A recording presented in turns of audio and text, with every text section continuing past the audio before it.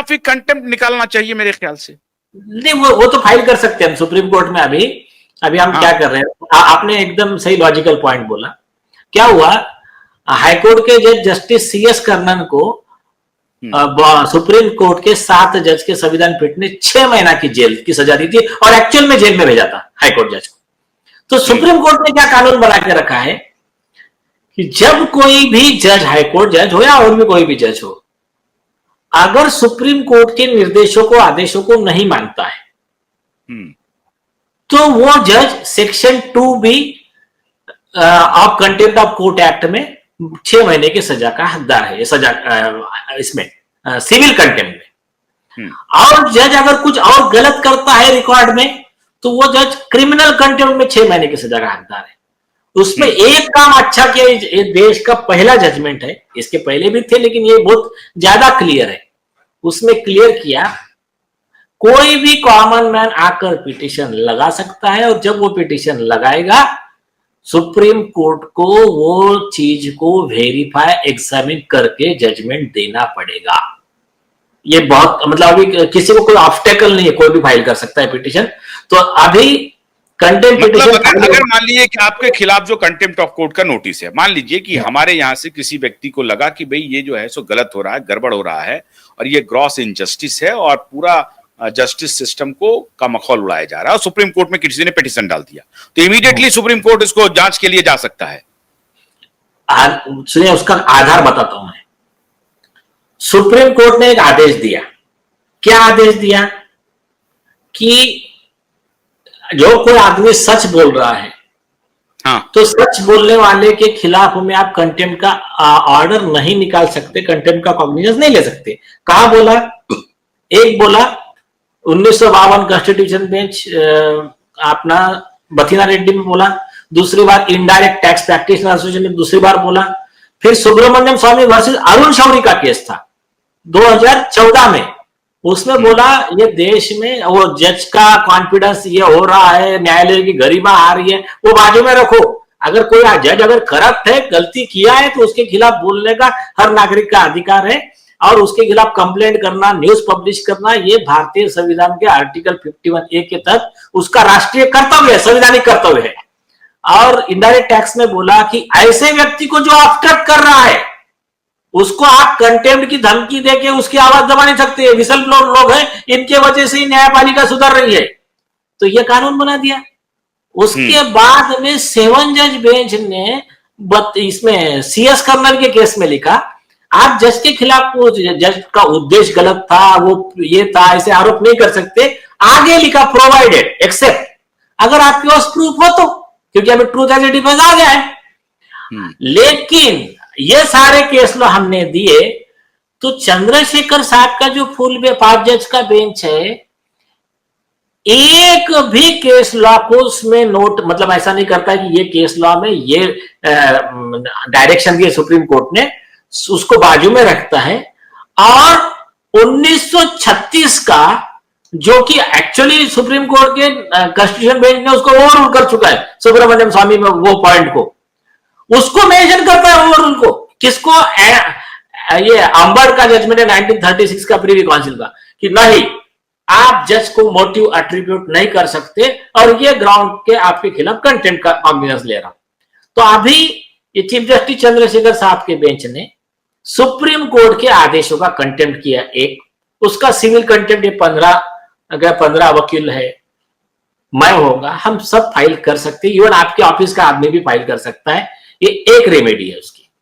नहीं, 1936 का क्या रेफरेंस का क्या मतलब है बताइए, तब तो हमारा देश भी नहीं था। अरे हम समझे नहीं, हमारे पास दूसरा कुछ है नहीं, तो अब 4 लाइन तो लिखना पड़ेगा ना हमको। नहीं, फिर तो इनको वेदांत पढ़ना चाहिए, फिर सांख्य दर्शन में चले जाए, सांख्य में ये कहा था, वेद में ये कहा है, अरे चाणक्य का अर्थशास्त्र इनको पढ़ाना पड़ेगा। नहीं, 1936 का ये कोट कैसे कर सकते हैं?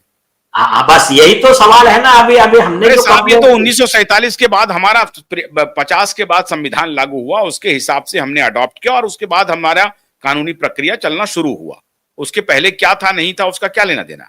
नहीं सुनो, अगर पुराना जजमेंट है जिसको अभी सुप्रीम कोर्ट ने बोला कि ये लॉ अभी भी लागू है इंडिया में, वो कर सकते हो कोर्ट। लेकिन जिस जजमेंट के विरोध में सुप्रीम कोर्ट ने कानून बना दिया है देश में, ये कह रहे हैं कि हम इंडिया के सुप्रीम कोर्ट का कानून नहीं मानेंगे, हम मानेंगे वो ब्रिटिश का 1936 का एक केस लॉ। क्यों? ये तो ऑलरेडी ओवर रूल्ड है ना। हाँ, ओवर, अरे आप समझे नहीं, ओवररूल तो सुप्रीम कोर्ट के लिए, आपके लिए, हमारे लिए है ना। पर वो ओवररूल लिखेंगे नहीं तो नीलेश ओझा को फिर उसमें नोटिस कैसा निकाल पाएंगे? तो कैसे निकाल देंगे भाई? आप जज की कुर्सी पर बैठे हुए हैं, इसका मतलब थोड़ी है कि आप भगवान हैं। भाई आपको सिर्फ कानून का पालन करना है, जो लॉ ऑफ द लैंड है ना, उसके तहत ही आपको आदेश पारित करना है ना। तो जो लॉ ऑफ द लैंड है ही नहीं, अब जो एग्जिस्ट नहीं कर रहा है, उसको ऑलरेडी ओवर रूल्ड है, उसको रेफरेंस में ना लाते हुए आप नोटिस कैसे जारी कर सकते हैं? वो नोटिस ही अपने आप में कंटेम्प्ट है। हाँ सही है, बिल्कुल सही है, वो नोटिस अपने आप में कंटेम्प्ट है। इसके लिए हम, इसी के लिए तो इन्होंने अर्जी लगाया ना, 50 लाख रुपए इंटरिम कॉम्पेंसेशन चाहिए हर एडवोकेट को। और दूसरा ये ऑफेंस भी है, मतलब अपने यहाँ पर आईपीसी के जो सेक्शन अभी नया बीएनएस भारतीय न्याय संहिता में भी ये वही है कि जो जज कानून के खिलाफ जाके आदेश पारित करता है तो वो जज आईपीसी 219 वगैरह सेक्शन है, उसमें 220 में भी अगर गलत कंटेम्प्ट की प्रोसीडिंग स्टार्ट करता है, 211 है, ये सेक्शन में 7 साल की सजा का हकदार है, ये भी प्रोविजन है। और अगर कोई जज न्यायपालिका जो हाईकोर्ट थी, वो हाईकोर्ट किसी की पर्सनल प्रॉपर्टी नहीं है, ये पब्लिक प्रॉपर्टी है, तो उस प्रॉपर्टी का, हाईकोर्ट के प्रॉपर्टी का मिसयूज किया गया अनऑथोराइज्ड अनलॉफुल पर्पस के लिए, तो वो IPS miss appropriation of public money property है, उसमें तो उम्र कैद की सजा है जजेस को। तो और आप इंटिमिडेट नहीं कर सकते हैं ना। हाँ, you are sitting on a responsible chair, you can not intimidate anyone ना। अरे कि मैं जज हूं तो मैं जो कहूंगा वही रूल है, ऐसा थोड़ी है। आपका कहना, आपका कथन रूल नहीं है, रूल बना हुआ है, उसके रेफरेंस में आपको कहना है जो भी कहना है। आपने जो कहा ना, सेम वर्ड पे एक सुप्रीम कोर्ट का जजमेंट है, आपने जो वर्ड बोला इस पे ही एक केस लॉ है, तो मेडिकल काउंसिल का 2018 का यूपी के एक जज ने ऐसा ही 420 किया था, उसके खिलाफ प्रोसिक्यूशन ऑर्डर हुआ था, तो सुप्रीम कोर्ट ने, जस्टिस दीपक मिश्रा ने ऑर्डर में लिखा, जजेस can not act that what pleases the Prince has the force of the law. मतलब मेरे मन को भाया वही कानून, हम करे सो कायदा, मैं राजा हूं, ये हिसाब से जज काम नहीं कर सकते, उसको लॉ के फोर कॉर्नर ऑफ लॉ के दायरे में ही काम करना है। और उसमें लिखा कि more the power more the restraint, जितना ज्यादा पावर रहता है उतना जिम्मेदारी ज्यादा बढ़ जाती है, उतना आप पे बंधन ज्यादा रहते हैं, तो कानून के बाहर आप जा नहीं सकते। और अगर आप जाएंगे तो फिर वो उनके जज को सस्पेंशन है, डिसमिसल है, प्रोसिक्यूशन है, पनिशमेंट है, उसमें बहुत स्ट्रिक्ट है। नॉर्मली क्या होता है, ये ट्राई किया जाता है। अभी सुप्रीम कोर्ट के जस्टिस दीपांकर दत्ता जी है, उन्होंने बहुत सुंदर जजमेंट दिया एस तिरुपति वाला, उसमें कहा कि ये क्या करते, कई बार ऐसे कंटेम्प्ट में डराते हैं ना, तो कई बार लोग अपना डिफेंस आर्गुमेंट छोड़ देते हैं।